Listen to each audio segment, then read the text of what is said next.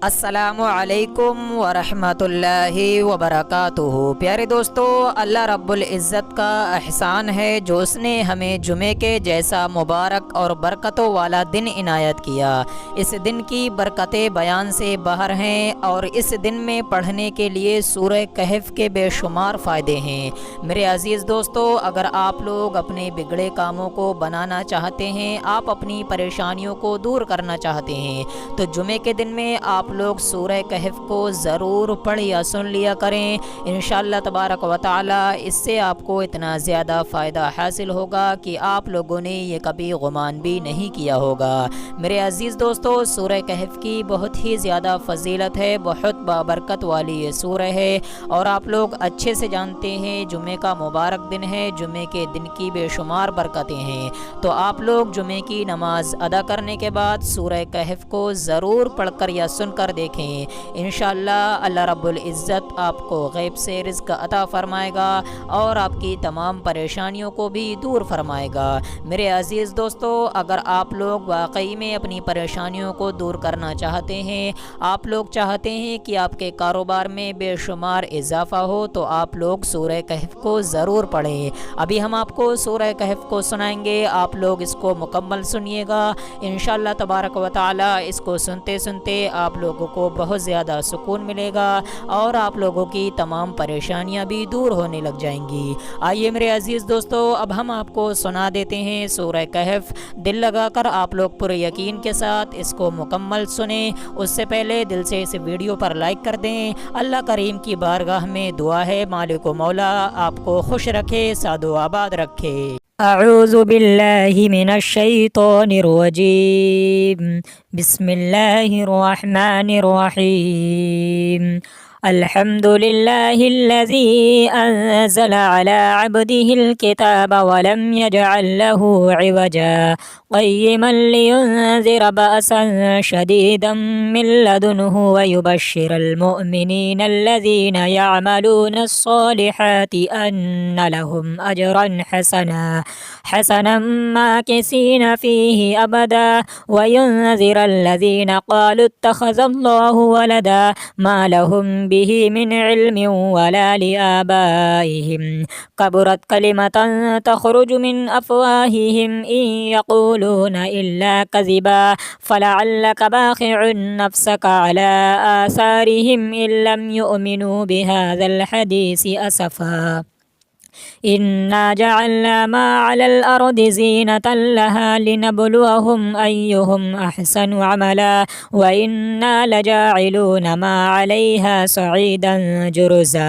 अम हसिबत अन्न अस्हाबल कहफ़ि वर्रक़ीम कानू मिन आयातिना अजबा इज़ अवल फ़ित्यतु इलल कहफ़ि फ़क़ालू रब्बना आतिना मिन लदुन्क रहमतन व हय्यि लना मिन अमरिना रशदा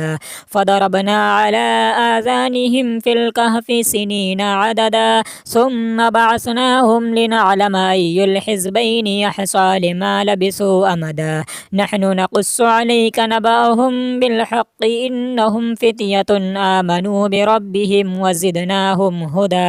वरबतना अला क़ुलूबिहिम इज़ क़ामू फ़क़ालू रब्बुना रब्बुस समावाति वल अर्दि लन नदअु मिन दूनिहि इलाहन लक़द क़ुल्ना इज़न शतता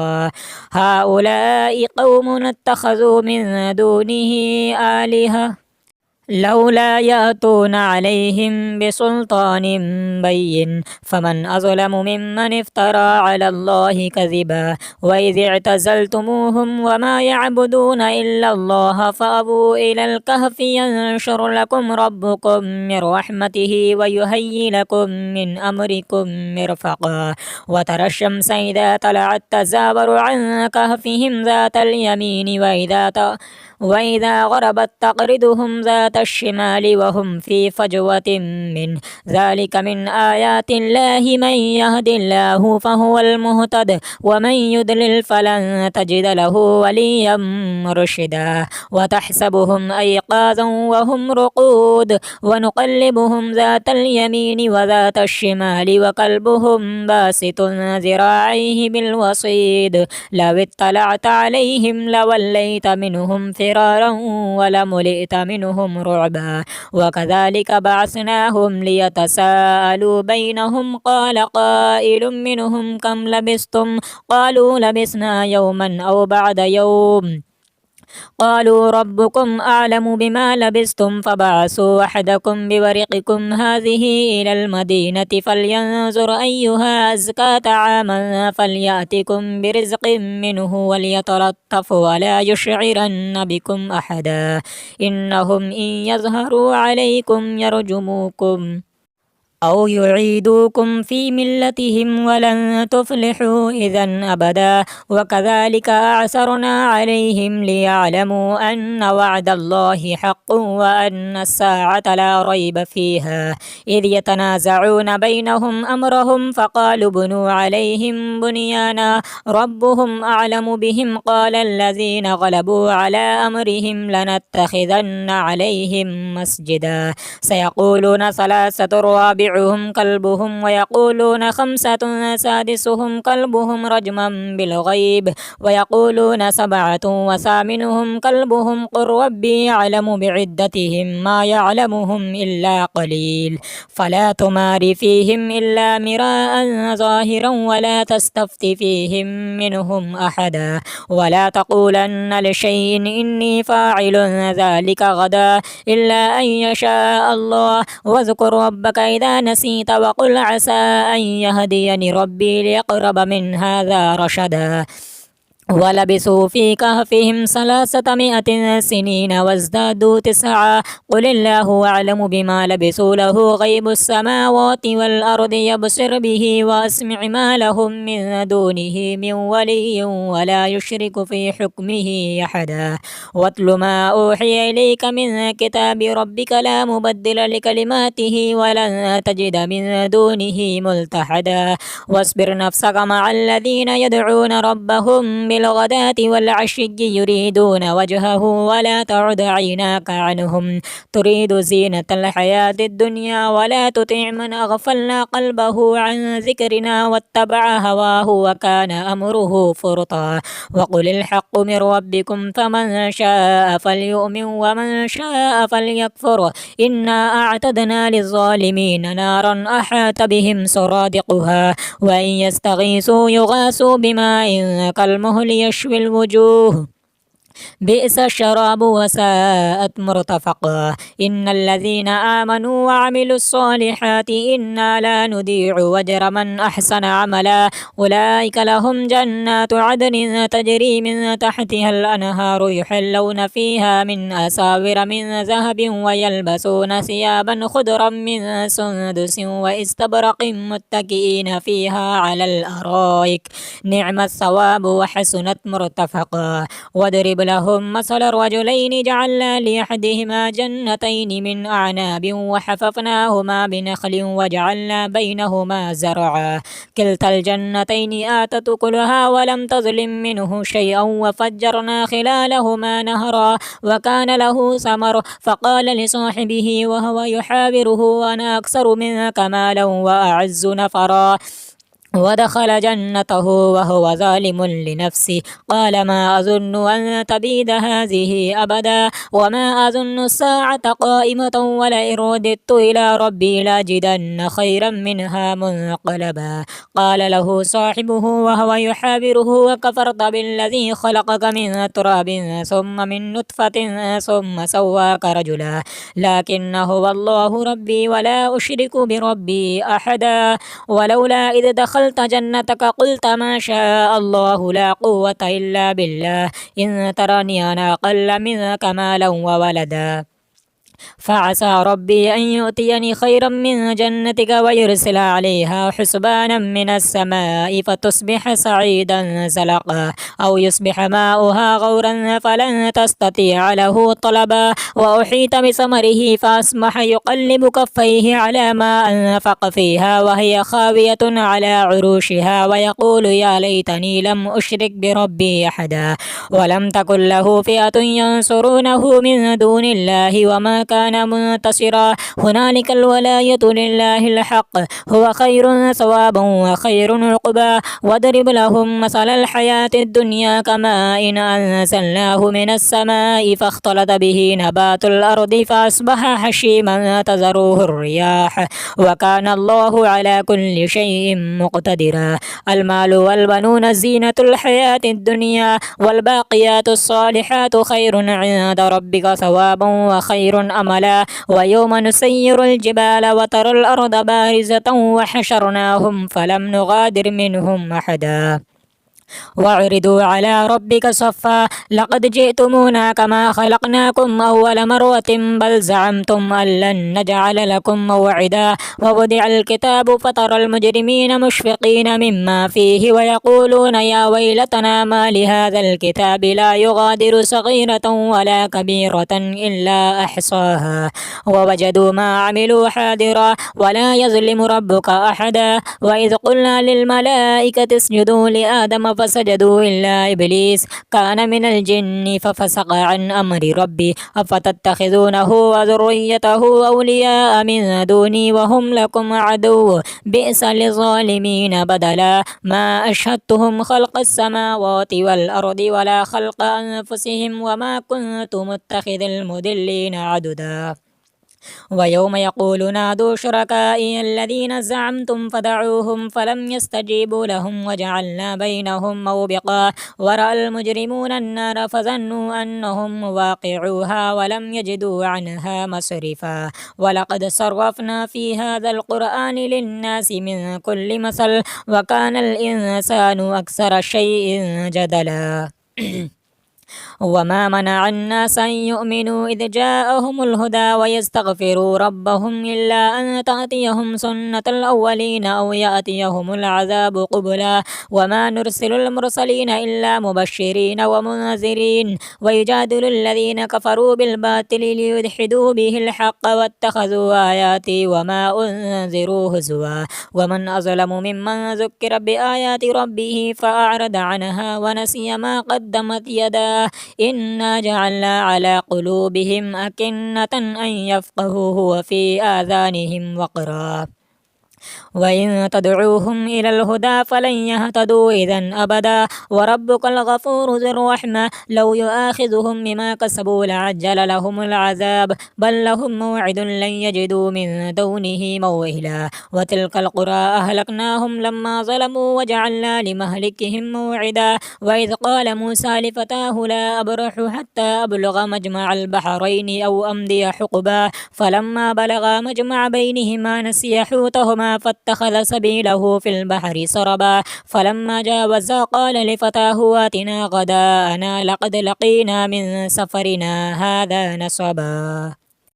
قال أرأيت إذا أوينا إلى الصخرة فإني نسيت الحوت وما أنسانيه إلا الشيطان أن أذكره واتخذ سبيله في البحر عجبا قال ذلك ما كنا نبغي فارتدا على آثارهما قصصا فوجدا عبدا من عبادنا آتيناه رحمة من عندنا وعلمناه من لدنا علما قال له موسى هل أتبعك على أن تعلمني مما علمت رشدا قال إنك لن تستطيع معي صبرا وكيف تصبر على ما لم تحط به خبرا قال ستجدني إن شاء الله صابرا ولا أعصي لك أمرا قال فإن اتبعتني فلا تسألني عن شيء حتى أحدث لك منه ذكرا فانطلقا حتى إذا ركبا في السفينة خرقها قال أخرقتها لتغرق أهلها لقد جئت شيئا إمرا قال ألم أقل إنك لن تستطيع معي صبرا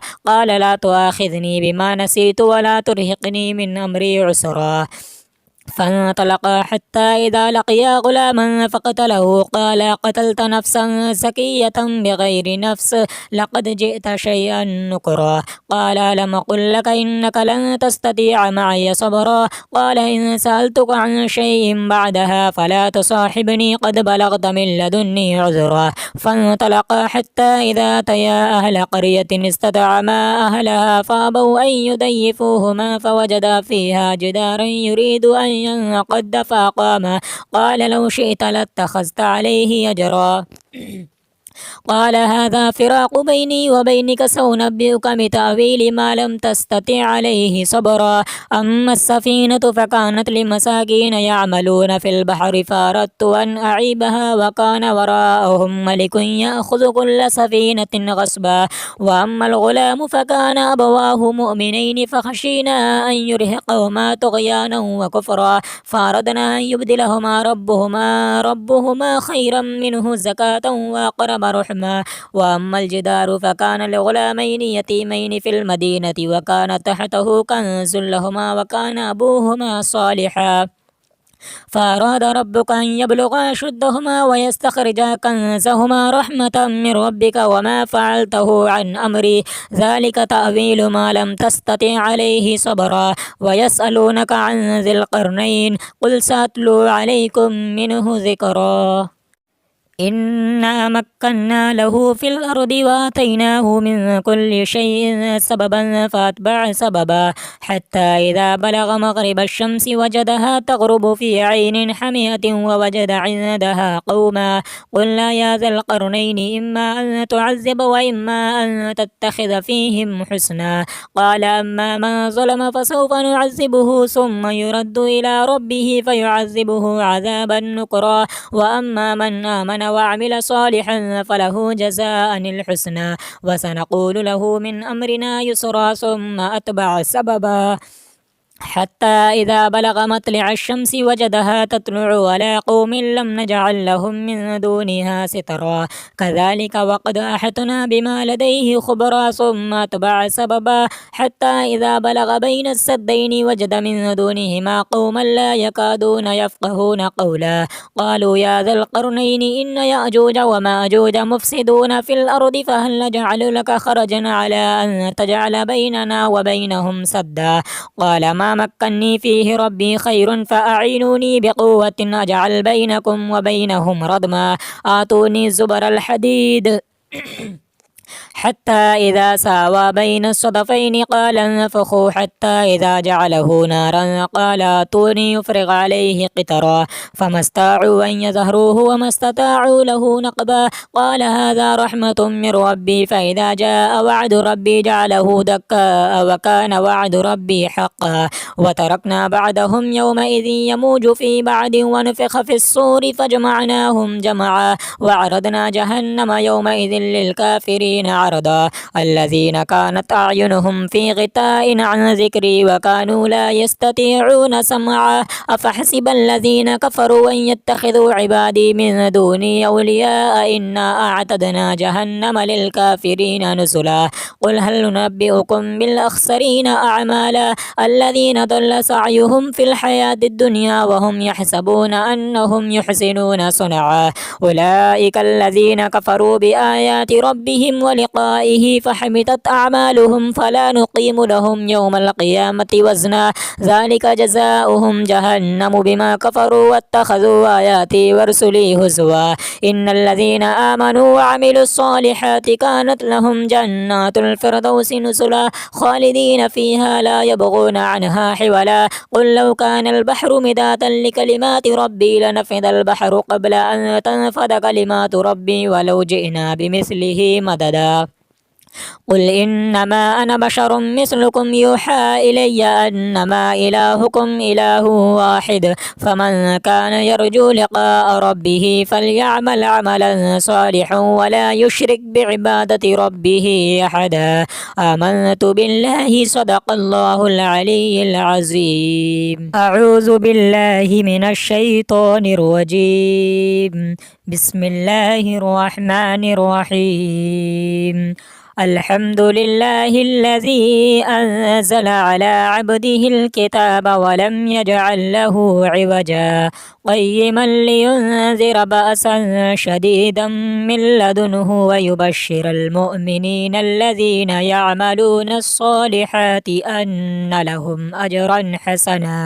حسنا ماكثين فيه أبدا وينذر الذين قالوا اتخذ الله ولدا ما لهم به من علم ولا لآبائهم كبرت كلمة تخرج من أفواههم إن يقولون إلا كذبا فلعلك باخع نفسك على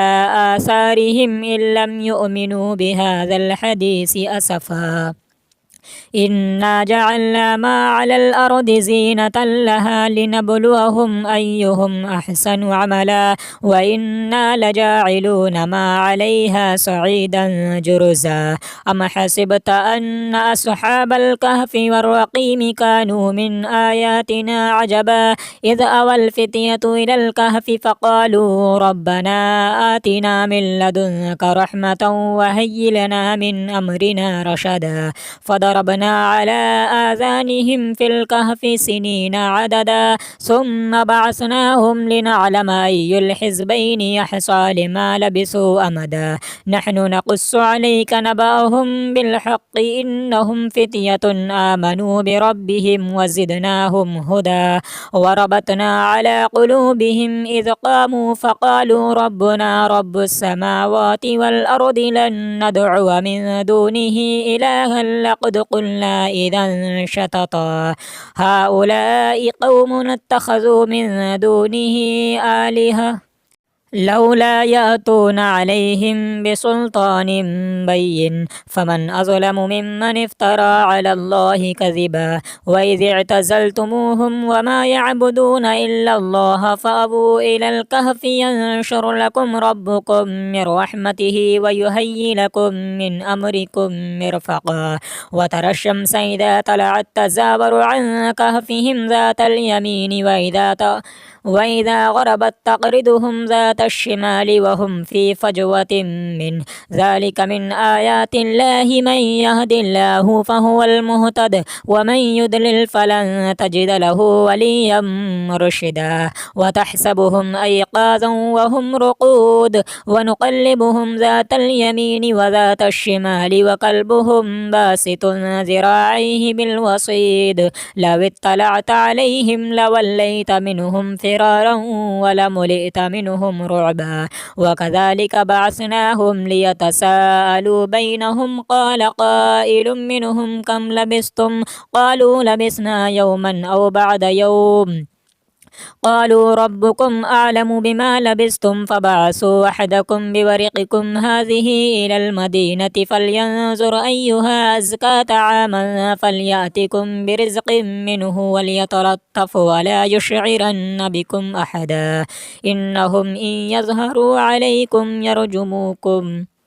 أو يعيدوكم في ملتهم ولن تفلحوا إذا أبدا وكذلك أعثرنا عليهم ليعلموا أن وعد الله حق وأن الساعة لا ريب فيها إذ يتنازعون بينهم أمرهم فقالوا بنوا عليهم بنيانا ربهم أعلم بهم قال الذين غلبوا على أمرهم لنتخذن عليهم مسجدا سيقولون ثلاثة رابعهم كلبهم ويقولون خمسة سادسهم كلبهم رجما بالغيب ويقولون سبعة وثامنهم كلبهم قل ربي يعلم بعدتهم ما يعلمهم إلا قليل فلا تمار فيهم إلا مراء ظاهرا ولا تستفت فيهم منهم أحدا ولا تقولن لشيء إني فاعل ذلك غدا إلا أن يشاء الله واذكر ربك إذا نسيت وقل عسى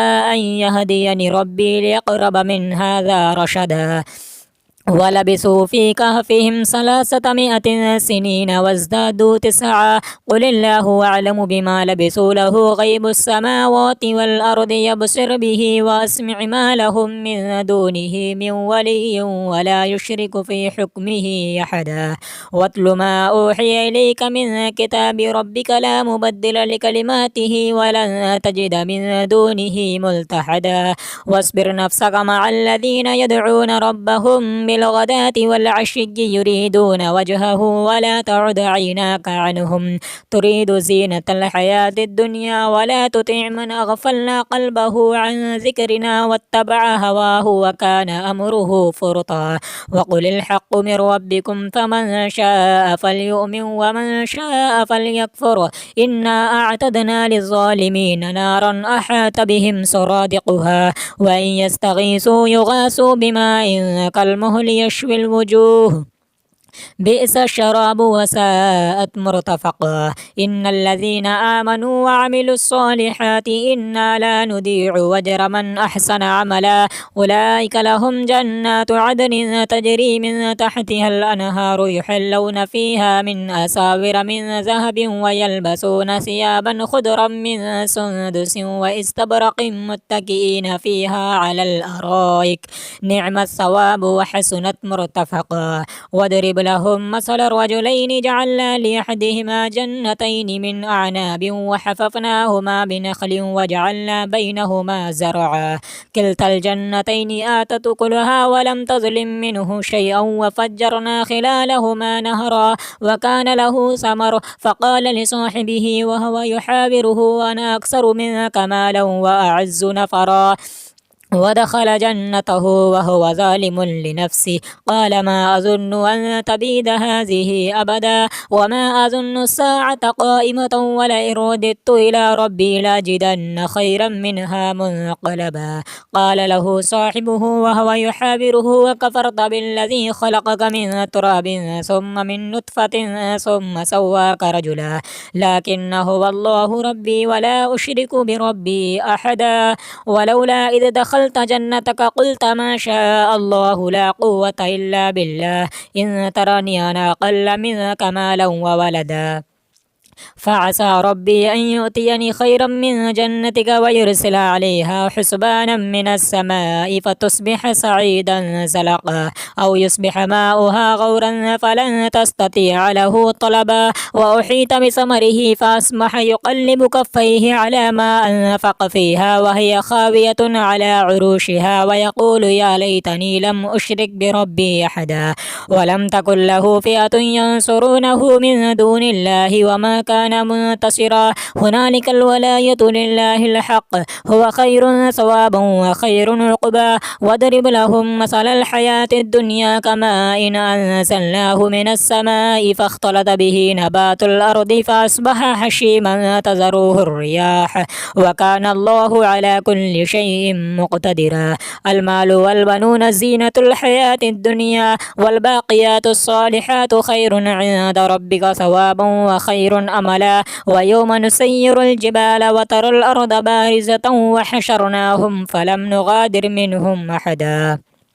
وعرضوا على ربك صفا لقد جئتمونا كما خلقناكم أول مرة بل زعمتم أن لن نجعل لكم موعدا ووضع الكتاب فترى المجرمين مشفقين مما فيه ويقولون يا ويلتنا ما لهذا الكتاب لا يغادر صغيرة ولا كبيرة إلا أحصاها ووجدوا ما عملوا حاضرا ولا يظلم ربك أحدا وإذ قلنا للملائكة اسجدوا لآدم فسجدوا إلا إبليس كان من الجن ففسق عن أمر ربي أفتتخذونه وذريته أولياء من دوني وهم لكم عدو بئس للظالمين بدلا ما أشهدتهم خلق السماوات والأرض ولا خلق أنفسهم وما كنت متخذ المضلين عددا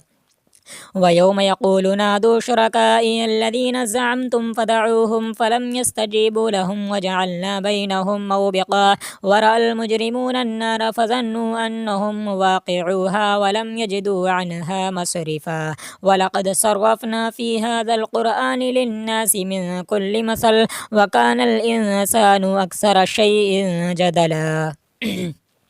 وما منع الناس أن يؤمنوا إذ جاءهم الهدى ويستغفروا ربهم إلا أن تأتيهم سنة الأولين أو يأتيهم العذاب قبلا وما نرسل المرسلين إلا مبشرين ومنذرين ويجادل الذين كفروا بالباطل ليدحدوا به الحق واتخذوا آياتي وما أنذروا هزوا ومن أظلم ممن ذكر بآيات ربه فأعرض عنها ونسي ما قدمت يداه إنا جعلنا على قلوبهم أكنة أن يفقهوه وفي آذانهم وقرا وإن تدعوهم إلى الهدى فلن يهتدوا إذا أبدا وربك الغفور ذو الرحمة لو يؤاخذهم بما كسبوا لعجل لهم العذاب بل لهم موعد لن يجدوا من دونه موئلا وتلك القرى أهلكناهم لما ظلموا وجعلنا لمهلكهم موعدا وإذ قال موسى لفتاه لا أبرح حتى أبلغ مجمع البحرين أو أمضي حقبا فلما بلغا مجمع بينهما نسي حوتهما فاتخذ سبيله في البحر سربا فلما جاوزا قال لفتاه آتنا غداءنا لقد لقينا من سفرنا هذا نصبا قال أرأيت إذا أوينا إلى الصخرة فإني نسيت الحوت وما أنسانيه إلا الشيطان أن أذكره واتخذ سبيله في البحر عجبا قال ذلك ما كنا نبغي فارتدا على آثارهما قصصا فوجدا عبدا من عبادنا آتيناه رحمة من عندنا وعلمناه من لدنا علما قال له موسى هل أتبعك على أن تعلمني مما علمت رشدا قال إنك لن تستطيع معي صبرا وكيف تصبر على ما لم تحط به خبرا قال ستجدني إن شاء الله صابرا ولا أعصي لك أمرا قال فإن اتبعتني فلا تسألني عن شيء حتى أحدث لك منه ذكرا فانطلقا حتى إذا ركبا في السفينة خرقها قال أخرقتها لتغرق أهلها لقد جئت شيئا إمرا قال ألم أقل إنك لن تستطيع معي صبرا قال لا تؤاخذني بما نسيت ولا ترهقني من أمري عسرا فانطلقا حتى إذا لقيا غلاما فقتله قال قتلت نفسا زكية بغير نفس لقد جئت شيئا نكرا قال لم أقل لك إنك لن تستطيع معي صبرا قال إن سألتك عن شيء بعدها فلا تصاحبني قد بلغت من لدني عذرا فانطلقا حتى إذا أتيا أهل قرية استطعما أهلها فأبوا أن يضيفوهما فوجدا فيها جدارا يريد أن ينقض فقام قال لو شئت لاتخذت عليه أجرا قال هذا فراق بيني وبينك سأنبئك بتأويل ما لم تستطع عليه صبرا أما السفينة فكانت لمساكين يعملون في البحر فأردت أن أعيبها وكان وراءهم ملك يأخذ كل سفينة غصبا وأما الغلام فكان أبواه مؤمنين فخشينا أن يرهقهما طغيانا وكفرا فأردنا أن يبدلهما ربهما خيرا منه زكاة وأقرب رحما وأما الجدار فكان لغلامين يتيمين في المدينة وكان تحته كنز لهما وكان أبوهما صالحا فأراد ربك أن يبلغا أشدهما ويستخرجا كنزهما رحمة من ربك وما فعلته عن أمري ذلك تأويل ما لم تستطع عليه صبرا ويسألونك عن ذي القرنين قل سأتلو عليكم منه ذكرا إنا مكنا له في الأرض وآتيناه من كل شيء سببا فأتبع سببا حتى إذا بلغ مغرب الشمس وجدها تغرب في عين حمية ووجد عندها قوما قلنا يا ذا القرنين إما أن تعذب وإما أن تتخذ فيهم حسنا قال أما من ظلم فسوف نعذبه ثم يرد إلى ربه فيعذبه عذابا نكرا وأما من آمن وعمل صالحا فله جزاء الحسنى وسنقول له من أمرنا يسرا ثم أتبع سببا حتى إذا بلغ مطلع الشمس وجدها تطلع على قوم لم نجعل لهم من دونها سترا كذلك وقد أحطنا بما لديه خبرا ثم أتبع سببا حتى إذا بلغ بين السدين وجد من دونهما قوما لا يكادون يفقهون قولا قالوا يا ذا القرنين إن يأجوج ومأجوج مفسدون في الأرض فهل نجعل لك خرجا على أن تجعل بيننا وبينهم سدا قال ما مكني فيه ربي خير فأعينوني بقوة أجعل بينكم وبينهم ردما آتوني زبر الحديد حتى إذا ساوى بين الصدفين قال انفخوا حتى إذا جعله نارا قال آتوني يفرغ عليه قطرا فما استطاعوا أن يظهروه وما استطاعوا له نقبا قال هذا رحمة من ربي فإذا جاء وعد ربي جعله دكا وكان وعد ربي حقا وتركنا بعدهم يومئذ يموج في بعد ونفخ في الصور فجمعناهم جمعا وعرضنا جهنم يومئذ للكافرين عرضا الذين كانت أعينهم في غطاء عن ذكري وكانوا لا يستطيعون سمعا أفحسب الذين كفروا أن يتخذوا عبادي من دوني أولياء إنا أعتدنا جهنم للكافرين نزلا قل هل ننبئكم بالأخسرين أعمالا الذين ضل سعيهم في الحياة الدنيا وهم يحسبون أنهم يحسنون صنعا أولئك الذين كفروا بآيات ربهم ولقائه فحمطت أعمالهم فلا نقيم لهم يوم القيامة وزنا ذلك جزاؤهم جهنم بما كفروا واتخذوا آياتي ورسلي هزوا إن الذين آمنوا وعملوا الصالحات كانت لهم جنات الفردوس نزلا خالدين فيها لا يبغون عنها حولا قل لو كان البحر مدادا لكلمات ربي لنفد البحر قبل أن تنفد كلمات ربي ولو جئنا بمثله مددا قل إنما أنا بشر مثلكم يوحى إلي أنما إلهكم إله واحد فمن كان يرجو لقاء ربه فليعمل عملا صالحا ولا يشرك بعبادة ربه أحدا آمنت بالله صدق الله العلي العظيم أعوذ بالله من الشيطان الرجيم بسم الله الرحمن الرحيم الحمد لله الذي أنزل على عبده الكتاب ولم يجعل له عوجا قيما لينذر بأسا شديدا من لدنه ويبشر المؤمنين الذين يعملون الصالحات أن لهم أجرا حسنا ماكثين فيه أبدا وينذر الذين قالوا اتخذ الله ولدا ما لهم به من علم ولا لآبائهم كبرت كلمة تخرج من أفواههم إن يقولون إلا كذبا فلعلك باخع نفسك على آثارهم إن لم يؤمنوا بهذا الحديث أسفا إنا جعلنا ما على الأرض زينة لها لنبلوهم أيهم أحسن عملا وإنا لجاعلون ما عليها صعيدا جرزا أم حسبت أن أصحاب الكهف والرقيم كانوا من آياتنا عجبا إذ أوى الفتية إلى الكهف فقالوا ربنا آتنا من لدنك رحمة وهيئ لنا من أمرنا رشدا فضربنا على آذانهم في الكهف سنين عددا ثم بعثناهم لنعلم أي الحزبين يحصى لما لبثوا أمدا نحن نقص عليك نبأهم بالحق إنهم فتية آمنوا بربهم وزدناهم هدى وربطنا على قلوبهم إذ قاموا فقالوا ربنا رب السماوات والأرض لن ندعو من دونه إلها لقد قلنا إذا شططا هؤلاء قوم اتخذوا من دونه آلهة لولا يأتون عليهم بسلطان بين فمن أظلم ممن افترى على الله كذبا وإذ اعتزلتموهم وما يعبدون إلا الله فأبوا إلى الكهف ينشر لكم ربكم من رحمته ويهيئ لكم من أمركم مرفقا وترى الشمس إذا طلعت تزاور عن كهفهم ذات اليمين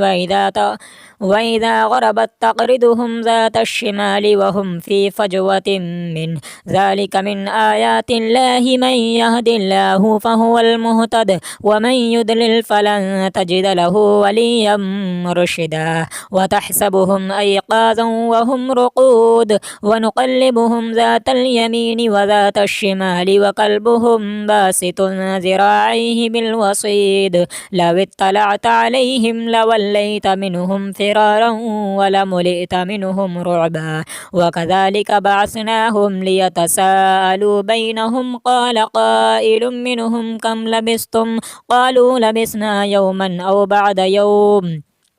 قالوا ربكم أعلم بما لبثتم فبعثوا أحدكم بورقكم هذه إلى المدينة فلينظر أيها أزكى طعاما فليأتكم برزق منه وليتلطف ولا يشعرن بكم أحدا إنهم إن يظهروا عليكم يرجموكم أو يعيدوكم في ملتهم ولن تفلحوا إذا أبدا وكذلك أعثرنا عليهم ليعلموا أن وعد الله حق وأن الساعة لا ريب فيها إذ يتنازعون بينهم أمرهم فقالوا بنوا عليهم بنيانا ربهم أعلم بهم قال الذين غلبوا على أمرهم لنتخذن عليهم مسجدا سيقولون ثلاثة رابعهم كلبهم ويقولون خمسة سادسهم كلبهم رجما بالغيب ويقولون سبعة وثامنهم كلبهم قل ربي يعلم بعدتهم ما يعلمهم إلا قليل فلا تمار فيهم إلا مراء ظاهرا ولا تستفت فيهم منهم أحدا ولا تقولن لشيء إني فاعل ذلك غدا إلا أن يشاء الله واذكر ربك إذا نسيت وقل عسى أن يهديني ربي ليقرب من هذا رشدا ولبثوا في كهفهم 300 سنين وازدادوا 9 قل الله أعلم بما لبثوا له غيب السماوات والأرض يبصر به وأسمع ما لهم من دونه من ولي ولا يشرك في حكمه أحدا واتل ما أوحي إليك من كتاب ربك لا مبدل لكلماته ولن تجد من دونه ملتحدا واصبر نفسك مع الذين يدعون ربهم بالغداة والعشي يريدون وجهه ولا تعد عيناك عنهم تريد زينة الحياة الدنيا ولا تطع من أغفلنا قلبه عن ذكرنا واتبع هواه وكان أمره فرطا وقل الحق من ربكم فمن شاء فليؤمن ومن شاء فليكفر إنا أعتدنا للظالمين نارا أحاط بهم سرادقها وإن يستغيثوا يغاثوا بماء كالمهل يشوي الوجوه بئس الشراب وساءت مرتفقا إن الذين آمنوا وعملوا الصالحات إنا لا نضيع أجر من أحسن عملا أولئك لهم جنات عدن تجري من تحتها الأنهار يحلون فيها من أساور من ذهب ويلبسون ثيابا خضرا من سندس واستبرق متكئين فيها على الأرائك نعم الثواب وحسنت مرتفقا واضرب لهم مثل الرجلين جعلنا لأحدهما جنتين من أعناب وحففناهما بنخل وجعلنا بينهما زرعا كلتا الجنتين آتت أكلها ولم تظلم منه شيئا وفجرنا خلالهما نهرا وكان له ثمر فقال لصاحبه وهو يحاوره أنا أكثر منك مالا وأعز نفرا ودخل جنته وهو ظالم لنفسه قال ما أظن أن تبيد هذه أبدا وما أظن الساعة قائمة ولئن رددت إلى ربي لأجدن خيرا منها منقلبا قال له صاحبه وهو يحاوره وكفرت بالذي خلقك من تراب ثم من نطفة ثم سواك رجلا لكن هو الله ربي ولا أشرك بربي أحدا ولولا إذ دخلت جنتك قلت ما شاء الله لا قوة إلا بالله إن ترني أنا أقل منك مالا وولدا فعسى ربي أن يؤتيني خيرا من جنتك ويرسل عليها حسبانا من السماء فتصبح سعيدا زلقا أو يصبح ماؤها غورا فلن تستطيع له طلبا وأحيط بثمره فأصبح يقلب كفيه على ما أنفق فيها وهي خاوية على عروشها ويقول يا ليتني لم أشرك بربي أحدا ولم تكن له فئة ينصرونه من دون الله وما كان منتصرا هنالك الولاية لله الحق هو خير ثوابا وخير عقبا واضرب لهم مثل الحياة الدنيا كماء إن أنزلناه من السماء فاختلط به نبات الأرض فأصبح حشيما تذروه الرياح وكان الله على كل شيء مقتدرا المال والبنون زينة الحياة الدنيا والباقيات الصالحات خير عند ربك ثوابا وخير أملا ويوم نسير الجبال وترى الأرض بارزة وحشرناهم فلم نغادر منهم أحدا وعرضوا على ربك صفا لقد جئتمونا كما خلقناكم أول مرة بل زعمتم أن لن نجعل لكم موعدا ووضع الكتاب فترى المجرمين مشفقين مما فيه ويقولون يا ويلتنا ما لهذا الكتاب لا يغادر صغيرة ولا كبيرة إلا أحصاها ووجدوا ما عملوا حاضرا ولا يظلم ربك أحدا وإذ قلنا للملائكة اسجدوا لآدم فسجدوا إلا إبليس كان من الجن ففسق عن أمر ربي أفتتخذونه وذريته أولياء من دوني وهم لكم عدو بئس للظالمين بدلا ما أشهدتهم خلق السماوات والأرض ولا خلق أنفسهم وما كنت متخذ المضلين عددا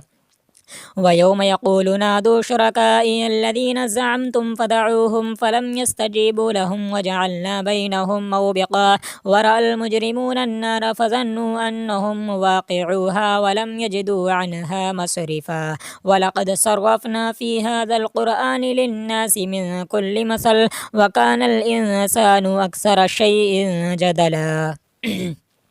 وما منع الناس أن يؤمنوا إذ جاءهم الهدى ويستغفروا ربهم إلا أن تأتيهم سنة الأولين أو يأتيهم العذاب قبلا وما نرسل المرسلين إلا مبشرين ومنذرين ويجادل الذين كفروا بالباطل ليدحدوا به الحق واتخذوا آياتي وما أنذروا هزوا ومن أظلم ممن ذكر بآيات ربه فأعرض عنها ونسي ما قدمت يداه إنا جعلنا على قلوبهم أكنة أن يفقهوه وفي آذانهم وقرا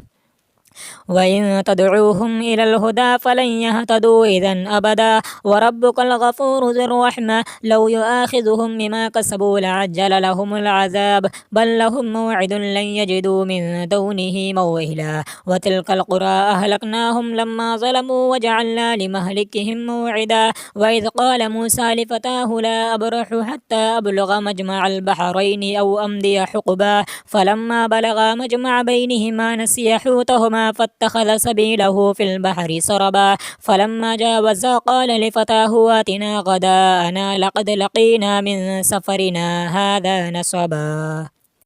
قال أرأيت إذا أوينا إلى الصخرة فإني نسيت الحوت وما أنسانيه إلا الشيطان أن أذكره واتخذ سبيله في البحر عجبا قال ذلك ما كنا نبغي فارتدا على آثارهما قصصا فوجدا عبدا من عبادنا آتيناه رحمة من عندنا وعلمناه من لدنا علما قال له موسى هل أتبعك على أن تعلمني مما علمت رشدا قال إنك لن تستطيع معي صبرا وكيف تصبر على ما لم تحط به خبرا قال ستجدني إن شاء الله صابرا ولا أعصي لك أمرا قال فإن اتبعتني فلا تسألني عن شيء حتى أحدث لك منه ذكرا فانطلقا حتى إذا ركبا في السفينة خرقها قال أخرقتها لتغرق أهلها لقد جئت شيئا إمرا قال ألم أقل إنك لن تستطيع معي صبرا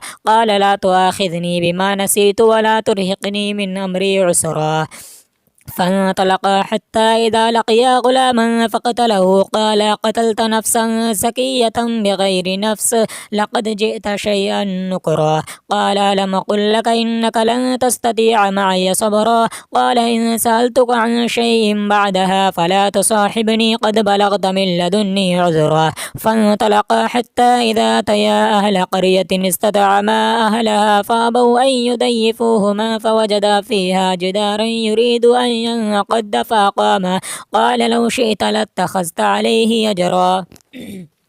قال هذا فراق بيني وبينك سأنبئك بتأويل ما لم تستطع عليه صبرا أما السفينة فكانت لمساكين يعملون في البحر فأردت أن أعيبها وكان وراءهم ملك يأخذ كل سفينة غصبا وأما الغلام فكان أبواه مؤمنين فخشينا أن يرهقهما طغيانا وكفرا فأردنا أن يبدلهما